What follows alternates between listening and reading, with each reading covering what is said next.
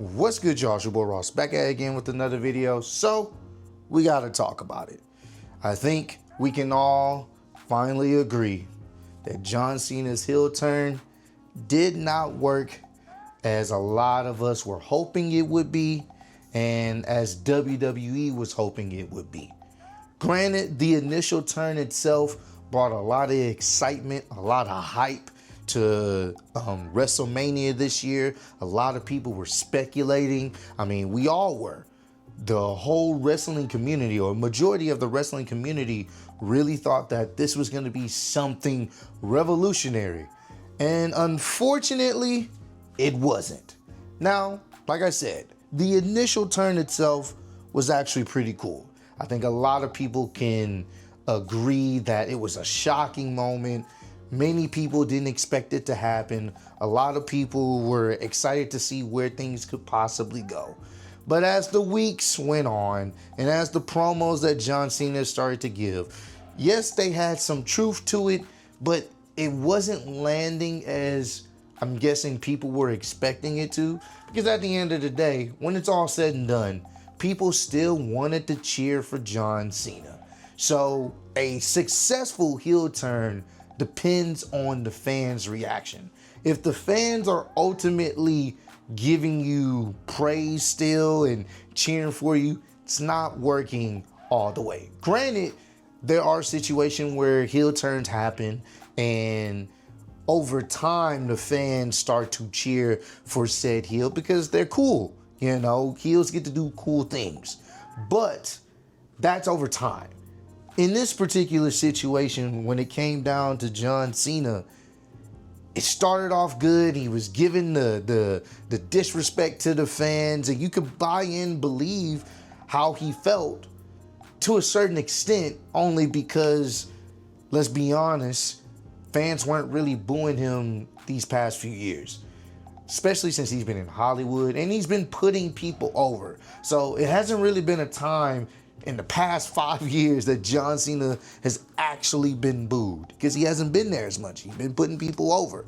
So you kind of have to give a little bit of grace to the turn, only because, like, well, to be honest with you, John, we've been cheering you for a while since you've been coming back.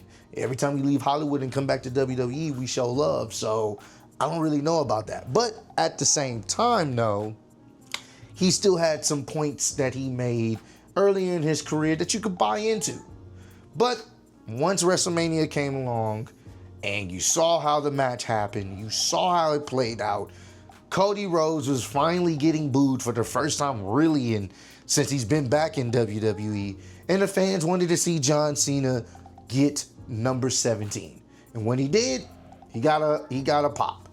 And ever since then, they've been trying their hardest to really sell this heel turn.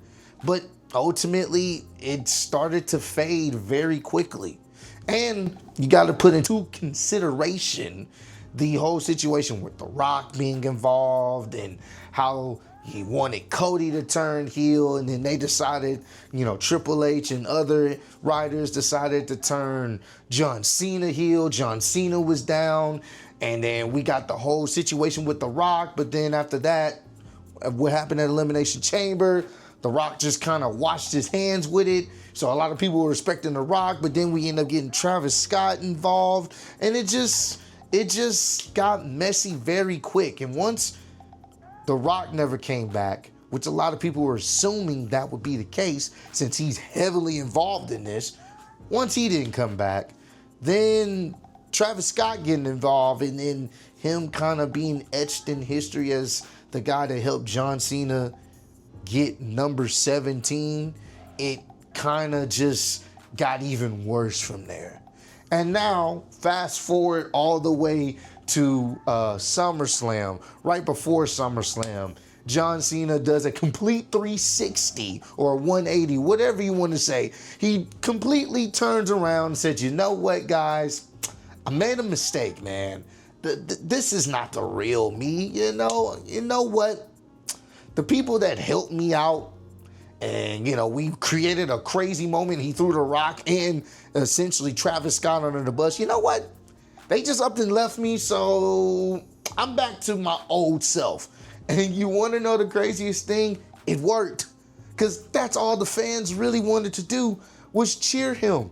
When he came out there for SummerSlam with the colorful entrance like he normally do, he's acknowledging Stu, he's running around the stage and he's having a great time with the fans, he's giving the fans high five. When he did that, the crowd went crazy. Hell, I went crazy. Dub went crazy. Everyone that was at the watch party with us went crazy for that because that's all we really wanted to do. Now, if they still wanted to do the heel turn, I think probably the best thing they could have did if they wanted to really do something crazy for WrestleMania was have him turn heel at WrestleMania, get rid of The Rock, get rid of Travis Scott, have him turn heel at WrestleMania. I think that would have been interesting if you wanted to do it, and it probably would have had a little bit more longevity, and you could have built up, you would have probably had a little bit more hype with some of his future opponents in a sense, because it would have just happened. So now we get the Randy Orton match, a heel John Cena versus Randy Orton, a heel John Cena versus CM Punk. You know, we get to go around and doing those stories, and then most likely you still could have turned them back, I guess, at SummerSlam. That probably would have been still a little bit too soon, who knows. But at the end of the day, I still think if you were going to do the heel turn, it probably should have been at WrestleMania instead, just to have that wow and surprise factor. People would have went crazy. People probably still would have cheered for John Cena, but nevertheless, it still would have been insane. But that didn't happen. So when you really think about it, did this heel turn really need to happen? Was this actually the best method? In hindsight, no. Would people have been as interested if it was a face Cody versus a face John Cena? Maybe, maybe not. Granted, I do think you can have two faces and have them be real intense with each other. Do you guys remember when Cody and CM Punk were having a back and forth? I think it was right before the Royal Rumble this year.